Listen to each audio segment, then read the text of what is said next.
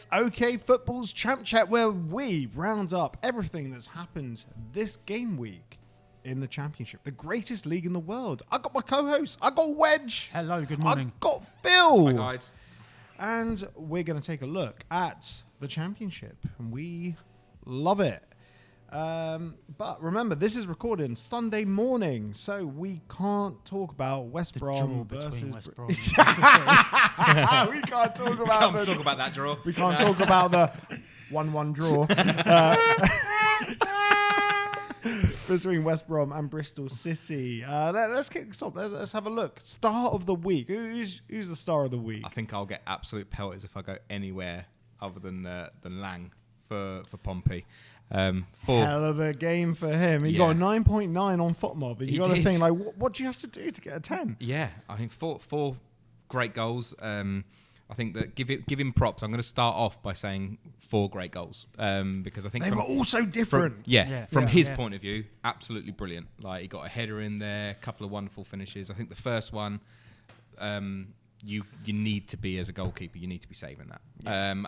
He should have caught the first one from the cross, and he tried to punch it out, didn't he? Yeah, I mean, I think it was, was that the third one or the second one? Whatever it was, the one where he was just floundering and just punched it straight into Lang's path as well, where he got into the roof of the net. I mean, what are you doing? And like I said, the first one went under him, and again, as you've started to pick up on and take the piss out of me about, I was talking to Andy about podcast friend. But he was saying that they could have been 3-0 down before they even started scoring. The scores obviously is they'll be over the moon because they create chances. They do create chances. I think that Bassett goal should have been that goal. I think that should have been offside, right? VAR because would make that offside, wouldn't it? Radoni was trying to get to the ball. Yeah. I don't think Bassett He was pretty far forward, but I don't think he was offside. I think he had a toenail offside. But VR would have given that offside. I mean, our star of the week individually last week, I think I said it was Ephraim Mason-Clark, and he was great with the assist again. Still good, yeah. It was just the Coventry just capitulated, didn't they? And Pompey were just very, very good, and it was they saw it out comfortably. There was nothing really wrong, but for me, as much Coventry had a 1-on-1 at 1-0 up as well, and they put that, it could have been all completely different, but we've seen that when we went down to Pompey. Exactly. Yeah. Kept him in it and comfortable for him, wasn't it? It was one of those ones where, to me, as much as like I say, star of the week, absolutely Lang, 100%. Absolutely well deserved, but I came away from those looking at just the sort of highlights and catching what I did of the game, thinking, my goodness, that was a couple of ricks there from the goalkeeper. But I mean, speaking of goalkeepers, if you're okay for me to do one of our traditional segues, I was going to talk about an excellent performance from a goalkeeper, and that was the Sheffield Wednesday goalkeeper. Because watch out, Beadle's about. He was absolutely magnificent. Told you I've got a good line, guys. What a performance! Like to keep them in it with 10 men. And to save that penalty at the end from Tom Cannon, I thought that Sheffield Wednesday, again, in terms of like a performance of the week, if you were to look at just the scores in a list, you wouldn't think that was as impressive at home to beat them 2-0. But I don't know how that one was a pen, though. No, neither do I. It wasn't a pen. So it was justice served, I think. But I said to you a couple of weeks ago, we hosted Stoke at Kenilworth Road, and I said that Stoke were one of the worst teams I've seen in the league come there, and I said that they're bang in trouble. And I think not being able to take advantage of playing against a team with 10 men, that shows you where they're at, because they've got Tom Cannon and they've got a couple of tricky little players, as we've discussed before, but I'm not about them. And whilst we're talking about the dedication of the defending from Deshaun Barnard, like, no wonder Stoke couldn't score, because you got to get past Deshaun Barnard, and like there are only so many times you can get booked. But that was top defending. I mean, it was just a calamity, wasn't it? I mean, his teammates have got him massively out of a hole there, because it was awful. I mean, two separate incidents where the ball's like been stuck under his feet, and he's just made a right pig's ear of it. So his teammates have done a right solid, but including Barry Bannon. Bannon as well, Superman in the area. I get maybe it was a sympathy penalty, because that was a penalty all day long. How the refs missed that one, and the lino. Where's Sam Allison? And he's been getting pelters online about that, because I think he was right to send off Deshaun Barnard, because they were 2 bookable offences. But the argument is he could have been a straight red for the first one. Oh yeah, they were both. I think he was the last man both times. Yeah. They were both reds. So he missed potentially 2 reds, a blatant penalty, and gave a penalty that wasn't. He had a great game. He got a 0.1 on FootMob. I'll tell you something I noticed. The first yellow card that you don't see much these days is Gibson, Stoke's captain. Referee's getting hounded by 3 or 4 of the Stoke players. And the skipper come along and pushed them away. And I think that's good captaincy. You don't see that a lot, and it's just nice to see a captain come out and do that. And I think I'd be interested to know what Stoke fans think about that. Well, to be honest, Gibson probably thought the ref was going to do the right thing. Just like, just back off. Don't worry, he is going to send him off. Yeah. Oh my God, he hasn't sent him off. Yeah. And with get him, go get him, boys. Like with hindsight, it makes you wonder whether the Stoke fans would have your insight. And that true. Great captaincy. Actually, they're thinking, no, it's not. You know what's going on with that? Like, don't crowd him. I'm You'll just make the a right purist decision. at heart, and I want players to act appropriately. But then again, you want the referees to act appropriately as well and make the right decisions. Yeah. He had a mare. He had an absolute mare. So. Yeah, that was that. Well, let's talk about players acting appropriately. We got Cardiff 0, Sheffield United 2. This is Cardiff's 3rd consecutive 2-0 loss. Yeah. How long is Omar Rizza going to last in the job here? And like, look, it's business as usual with Sheffield United. You were telling me beforehand, Kiefer Moore, what a player. Yeah, I mean, I was having because we discussed last week they gave him the penalty, didn't they? They did, and he scored 2 goals all season before then. I thought, is it a confidence thing? And if it was a confidence thing, it must have been. It certainly helped. You know, his first goal, touch and volley, it was beautiful, wasn't it? And his second goal from outside the box as well. You know, that's a confidence, isn't it? You know, because he could easily have laid that off. He could easily have laid that off across the box as well, but he took it on. But that first goal was for different reasons to sort of like absolute wonder strikes. I thought that was up there for one of the goals of the week, actually, because the way he had to bring it down and turn as well, wasn't it, onto his left rather than just down and on his right. Yeah, the strength. He's a brilliant Championship player. Like, he doesn't quite make it in the Premier League, where he hasn't been given a chance in the Premier League. But I think the Football Ramble have coined the term the Huckabee zone. Right, okay. Yeah, I think he is firmly in the Huckabee zone, as in too good for the Championship.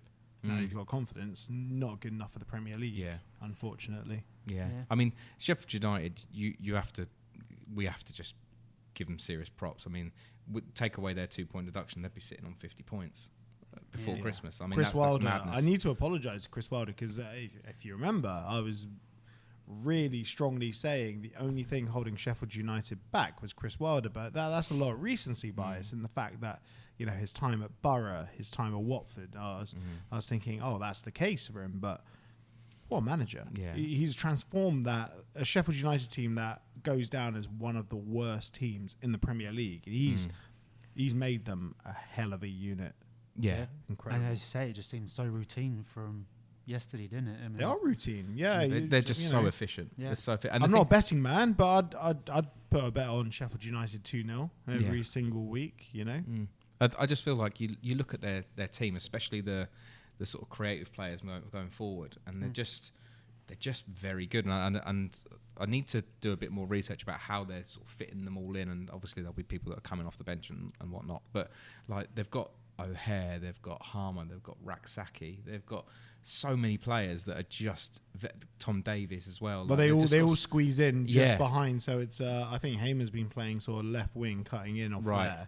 But, you know, he's got that flair. He can do it. And O'Hare's in the middle, Raksaki off to the right. Yeah, but it just works. It's just really. And again, this is where you just have to say, like, props to Chris Wilder. He's got his team in there, and he knows where he's gonna play them. And you look at the talent that's available there on those names that I've just said, and you kind of go, they're all feeding Kiefer Moore up front, and you're thinking, now he's got a bit of confidence. I mean, they could be frightening over the course of the quick, because we said as well about being efficient.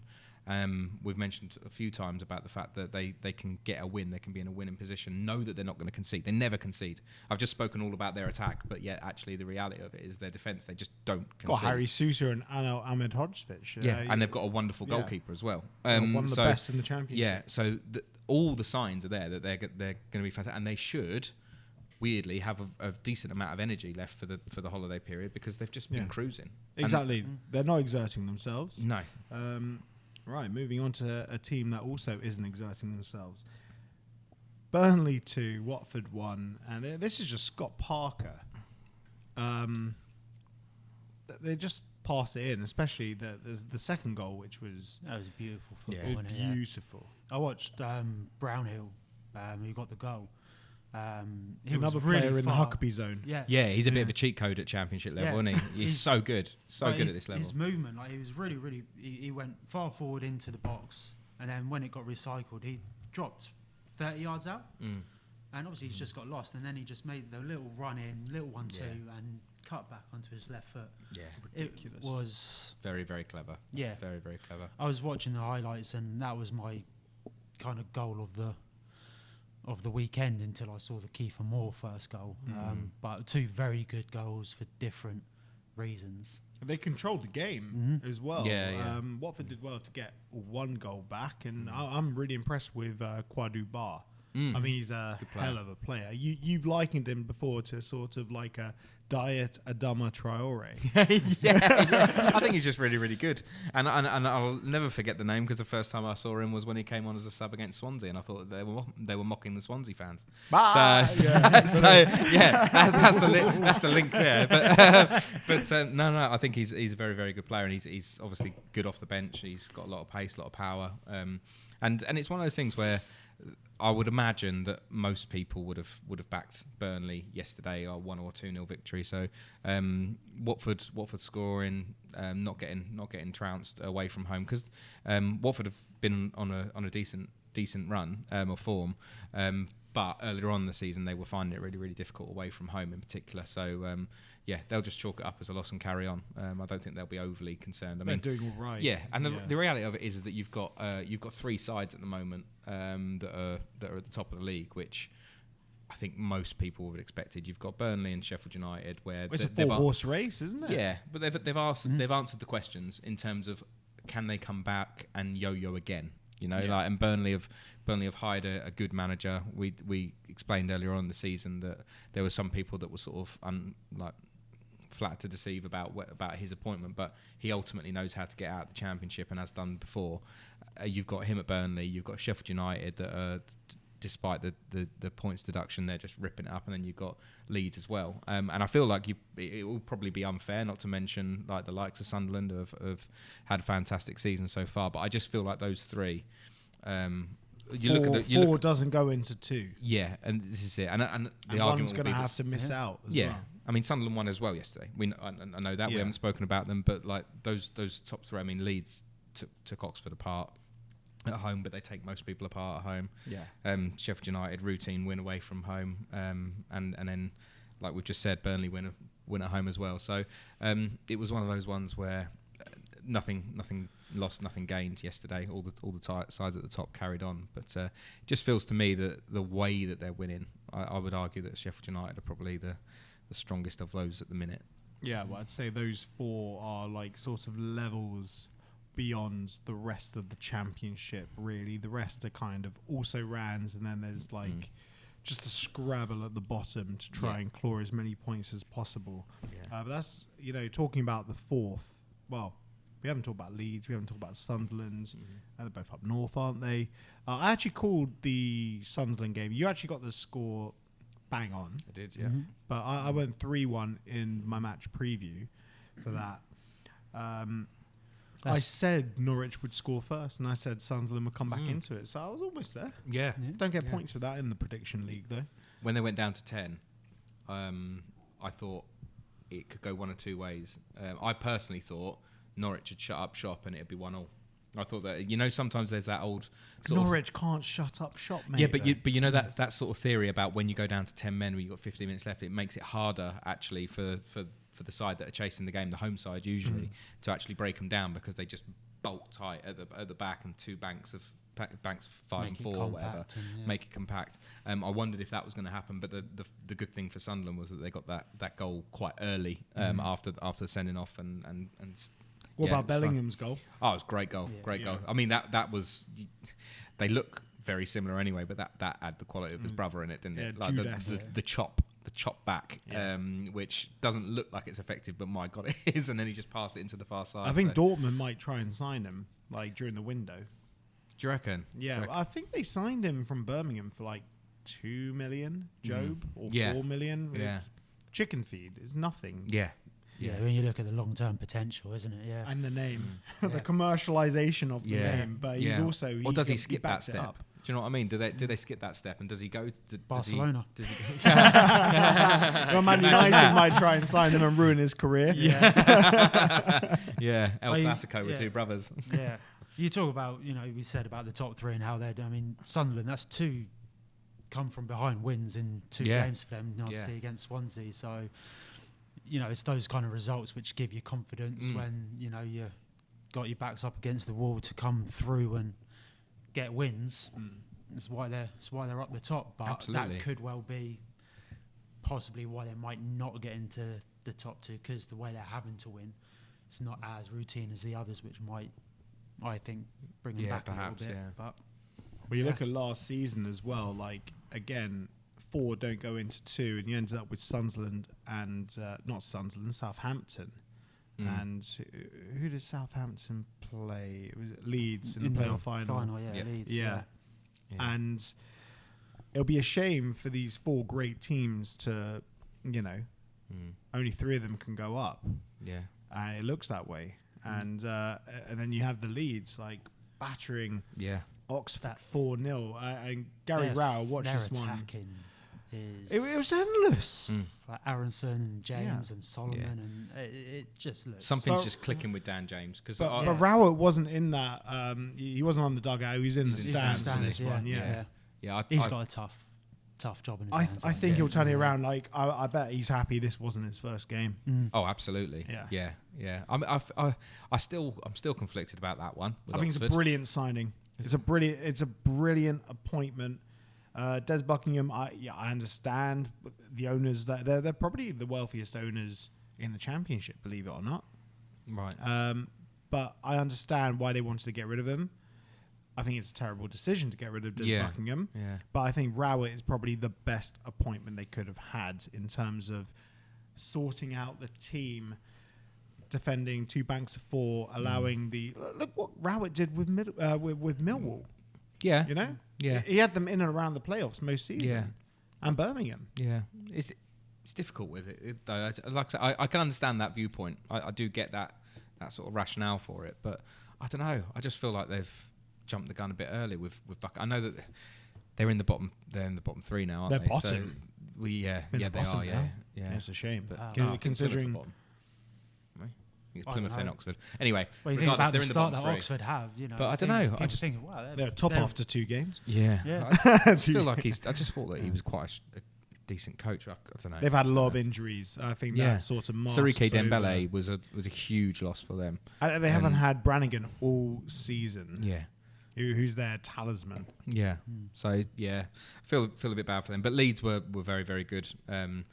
It was it was another one of those situations where when they went 2-0 up, it was one of those ones where you think, are they going to take the foot off the pedal? Is it they're just going to coast home to a 2-0 victory?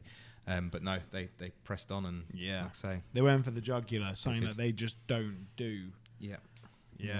But Yeah, I mean, you mentioned about Gary Rowett. It'll be interesting to see how he gets on. I think that, like you say, he's a very shrewd manager.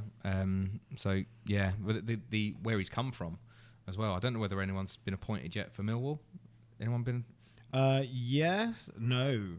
Dave Livermore took over for this one. I think they're going for Jose Mourinho Millwall, aren't they? There's some meme on the internet. They're trying to get Jose Mourinho. No, Dave Livermore took over this one, and like having a look at how they played. They were very, very good. I know. Very, very good. Played like Pete Barcelona, mate. Yeah. They're ridiculous. Outpossessed them, didn't they? They all the chances and the highlights package seemed to be going that way. They did. Late 96th minute winner from, I'm going to try and pronounce this guy's name, butchering in progress, Mihailo Ivanovic.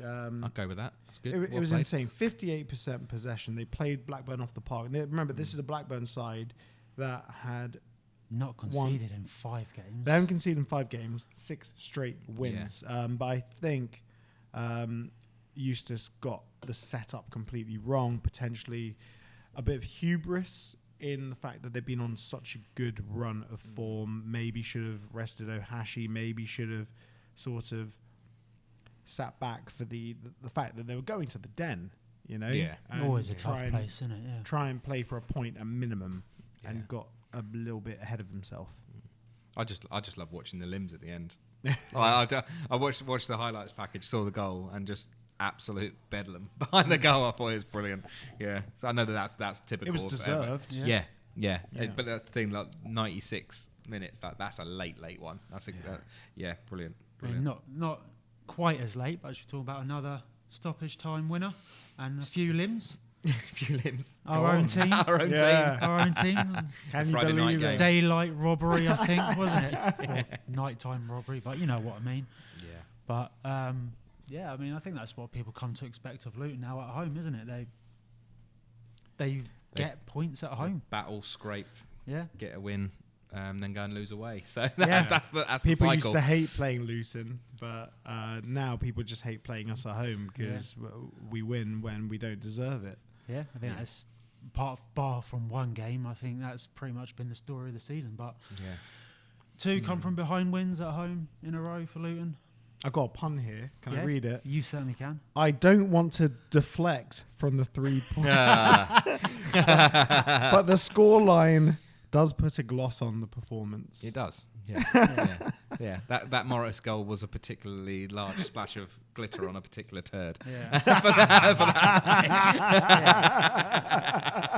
So it wasn't good, but ultimately, like draw I say, all over it, didn't it? But somehow, I think Derby will be pretty upset they couldn't come away with anything at the end of that. They played, I think, how you kind of do play against Luton, don't you? You take away the press, long balls, and that's just one make win it on the difficult. road for Derby, mate. Yeah. It's not good. That's as many as Luton. Yeah, good point. But the thing is, Derby just came up, didn't they? Yeah, that's true. That's true. Yeah, there was a whole championship between us last year, and we got the same. Yeah, the difference being like Derby's woes on the roads. They have literally just been promoted from League One, whereas Luton have been relegated from the Premier League, and they find themselves a place apart in the table, and both having familiar woes on their travels. It's quite alarming. But another team that's struggling, but I feel have turned a corner. Let's talk about Plymouth 3, Borough 3. Borough clawing it back 3 times. Time after time, yeah. Plymouth look decent. I think. Again, do you it's think home that, form again, isn't it? but they're playing. They went to beat. Sheffield United last week, and they played Sheffield United off the park. And Sheffield United's like a very un-Sheffield United performance. They got a sweaty win. Plymouth look decent. Like, do you think this is down to Mike Phelan? Could be just Old head next to Rooney's hair transplanted. It could be. I mean, Plymouth. I know that this negates what you just said about last week, but Plymouth at home park are very, very good. Very tough to beat. Very, very tough to beat. So they looked incredible that first half. They were all over. Like Middlesbrough just didn't have a chance, and they were just spraying it wide to the right winger. Can't remember his name. But you could see that was their attack. They were just playing diagonal balls, and he was getting the balls in. And I think Middlesbrough lucky to come away with a draw there, because I think Plymouth very good at home. It was just a mental game, wasn't it? Yeah, it was one of those ones where Rooney versus Carrick, wasn't it? Yeah, it was. Yeah, I was just watching the scores. The media loved that, didn't they? Yeah. Like, 2 United legends, battling it out on the Championship. But going back to the manager side of things as well, I think that there's a few teams in the Championship that will be really, really happy that Wolves and Southampton have gone and got themselves managers, because the likes of Carrick, I was speaking to a good friend of mine in the week, and he's a Sheffield Wednesday fan. He was over the moon that Southampton had found a manager, and Danny Roll was going to be staying, because his stock is so high. Who have Southampton got? Southampton, they're being linked to the ex-Roma manager. Oh, really? And it was Jose Mourinho? No, different one. Yeah, they have 5 Millwall for him. everyone wants Mourinho in the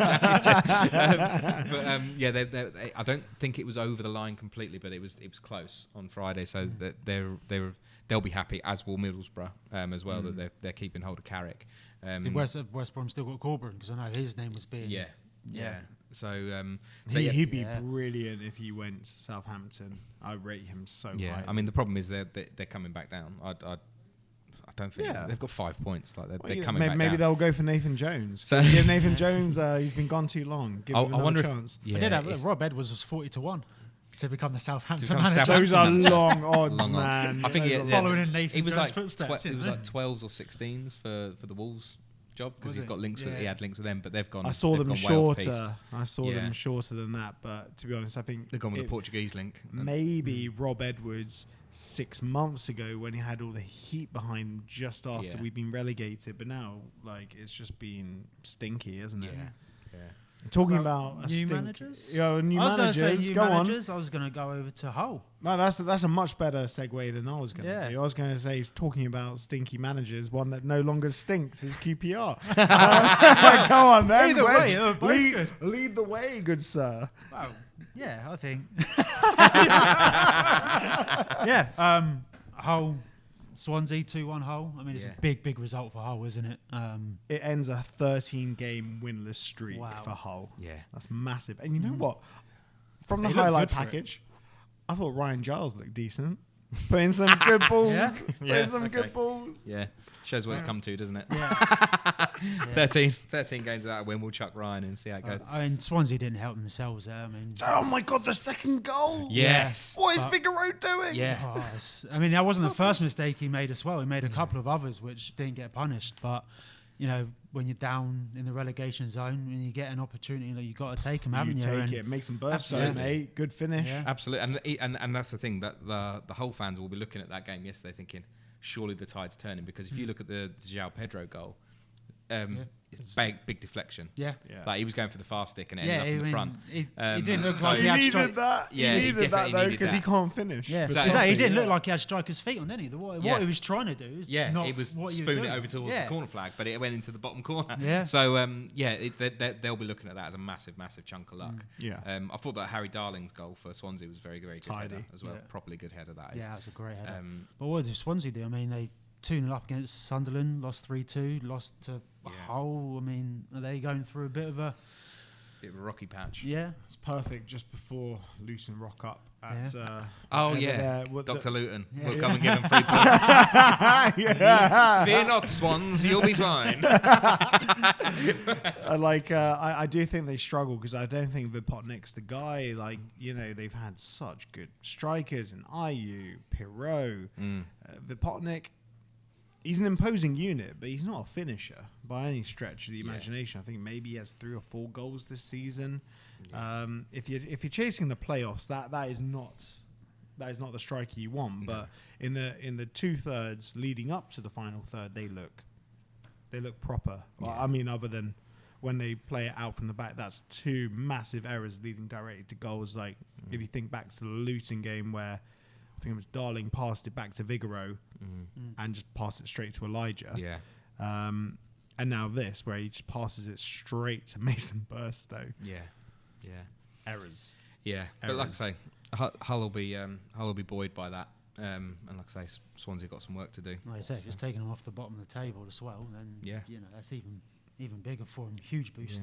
A team in fantastic form right now is QPR. Absolutely. So QPR 2, Preston 1. They dominated the game, but they still needed Jimmy Dunn to bail them out of the death. But Preston barely troubled QPR. So that's now 7 games without defeat for QPR.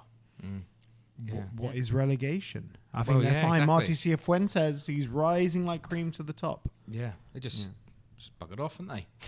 They have. Yeah, just gone. They're gone. See your relegation sign. We'll be up here. It's like the Rapture. Oh, It's the important thing about going on a run, isn't it? If you're down there, if you get a little run like that, then you don't need to worry. It's one of those ones as well where, like, on the predictor league that we've got on the Luton show, all of us had a 1-1 draw. All of us had a nearly 1-1 draw, did. except for Ryan. And it nearly happened. It took until the 89th minute for it not. But Preston are like West Brom's cousin. They're like, yeah, we like a draw as well. Don't take our crown. We're the draw kings. Is that just a stereotype? I mean, do Preston draw that a lot. much? They do draw It's a not lot. just a stereotype. They have Do the draw same a lot. amount of draws as West Brom this season. It's mad. Yeah, they draw a lot. Crazy. So it felt like it was quite an easy prediction. But Yeah. yeah, Jimmy Dunn's put pay to that. So. Job done. Job done. And speaking of job done, that brings us to the end of the show today. Thank you for tuning in. Yeah, I think that's us. I hope you enjoy it. Let us know your thoughts about this game week in the comments. No champ chat next week because all the games happen on a Sunday when we record. But we wish you all a Merry Christmas, a Happy Hanukkah, a jubilant Kwanzaa. And I was waiting for you there to say, doesn't he play for Liverpool? Not a word. For Don't part- recycle jokes on this pod. For part one of that joke, go check out the Luton Town show. It'll be released tomorrow. We hope you all have great holidays and a great end to 2024. Take care, guys. Take Bye-bye. care.